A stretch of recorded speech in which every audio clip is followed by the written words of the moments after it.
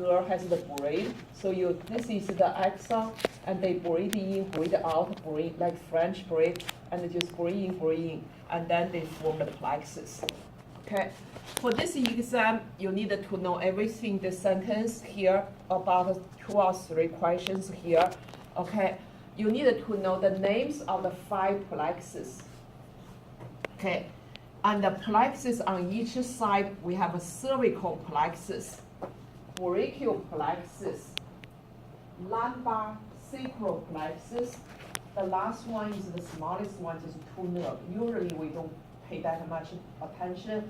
You just need to know the name, coccygeal plexus. Okay. And this picture shows you all the plexus. If they do not form the plexus from the T2 to T12, they just form the single nerve between the 2 ribs. So they come out as a single nerve between the 2 ribs, and they form the intercostal nerves or thoracic nerves. So supply the body trunk, okay, body wall. So those are not formed plexus, form the intercostal nerves and the thoracic nerves or thoracic nerves. So far so good. About the details of those plexus, you know how many nerves, which segment form those plexus will be taught in a later chapter. Okay. Cervical plexus, we don't have time, so we only teach you 1 nerve, phrenic nerve. On each side supplies diaphragm. Brachial plexus will teach you next week. It's very detailed. Brachial plexus made C5 to T1, the 5 major nerves. You need to know the function, you need to know the injury, you also need to identify on the model and also cadaver, such as axillary nerve, median nerve, radial nerve, ulnar nerve, another one, muscular cutaneous nerve, okay? Lumbar and the sacral will be in the lower limb, such as the femoral nerve, sciatic nerve, okay?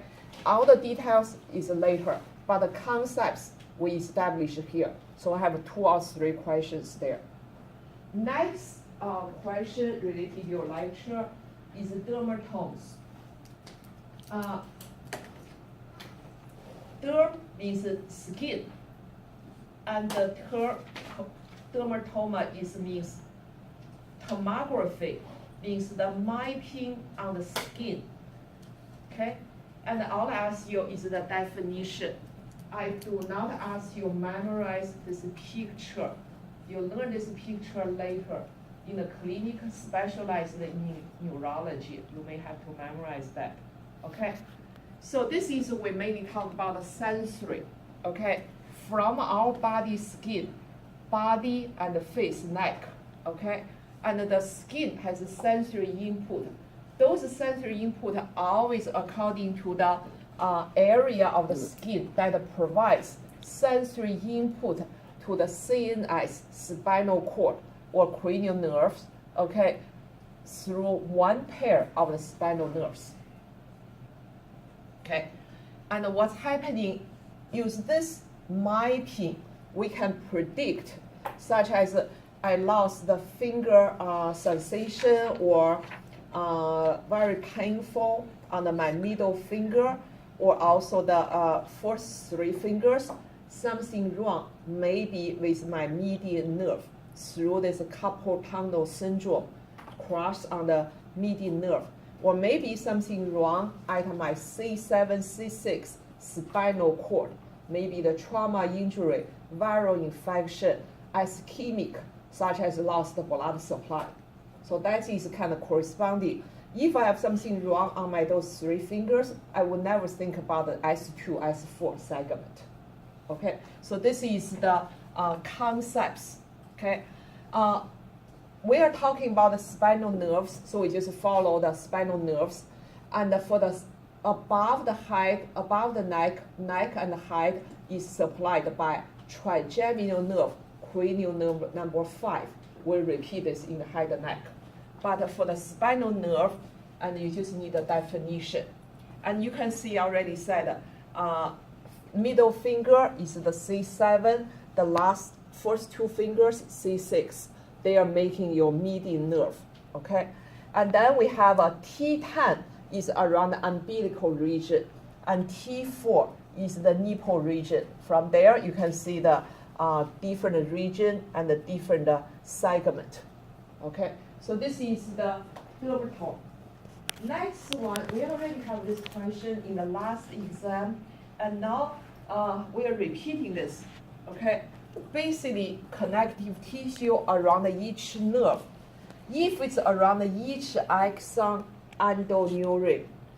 Around each fascicle, perineurium. Many fascicles make the entire nerve. Around the entire nerve, epineurium. And this is kind of repeating question. The last question on the lecture is reflex and reflex arc. The physiology reflex will be more in the 241. We just give you the basic sense. Reflex means rapid, quickly. Automatic means without thinking. So rapid, automatic response to the stimulus. Okay. Spinal reflex carried out by spinal nerves. And such as we have the clinic, we check those reflex, biceps reflex. So tap on the biceps brachial tendon, and you have a little bit of flexion. And tap on the elbow, you have triceps brachial tendon, you have a little bit of extension. And tap on the patellar tendon, then you have extension of the knee or extension of the leg. We call the patellar reflex. We also call the knee jerk reflex. Okay, those clinical use is the simplest reflex. We also call the stretch reflex. We also call the monosynaptic reflex.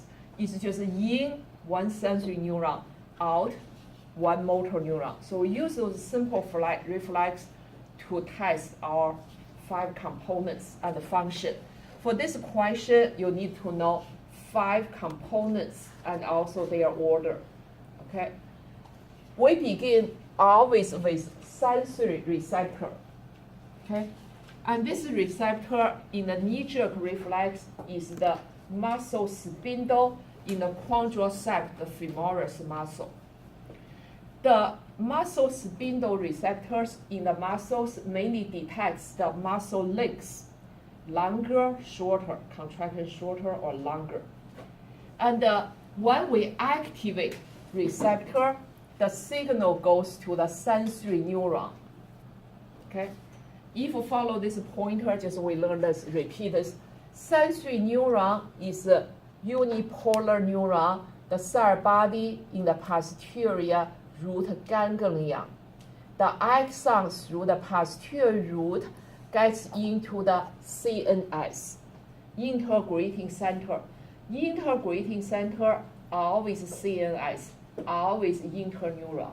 Okay, you may want to write down the interneurons because some people got confused.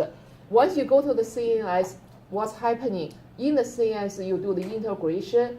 Who is doing that? Interneurons.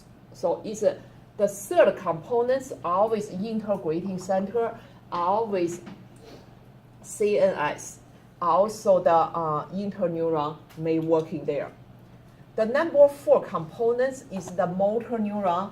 Axons comes out through the anterior root and merged into the spinal nerve and goes to the effector. Effectors are either muscles or glands.